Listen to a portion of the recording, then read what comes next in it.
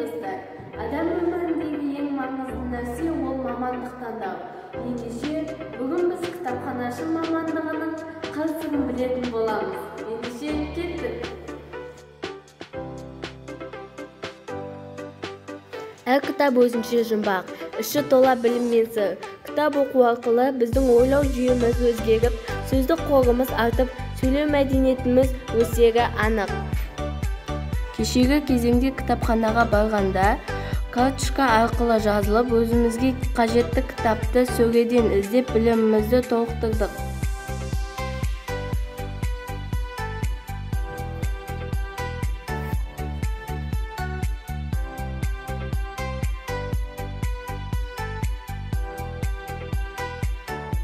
Ал бүгінгі таңда кітапхана заманауи, қазіргі таңда электронды оқулықтар, 3D оқулықтар пайда болып, қажеттілігімізге қолданып жатырмыз. Оқырман барда кітапхана әрқашан өз жұмысын тоқтатпайды. Маған кітапханаға барып кітап оқыған ұнайды.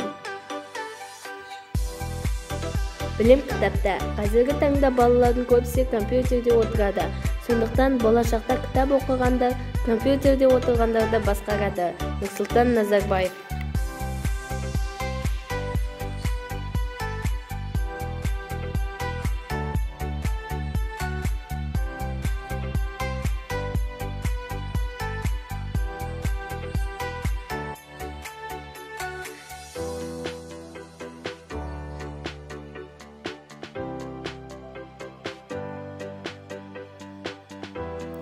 Келешекте кітапханамыз заман талабына сай жаңа технологиялармен жабдықталып, сенсорлы кітапханалар болса деп ойлаймын. Осыған орай келешек жаңа білімді ақылды ұрпақ ретінде өз елімнің жаңаруына өз үлесімді қосуға сенім білдіремін.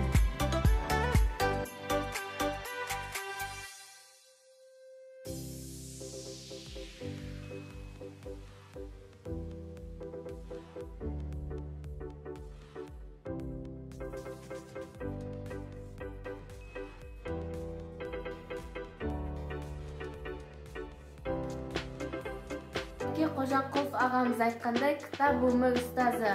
Сондықтан жастар кітап оқуды әдетке айналдыру керек. Кітап оқымай өмірді білім алу мүмкін емес. Сіздерді кітап оқуға шақырамын.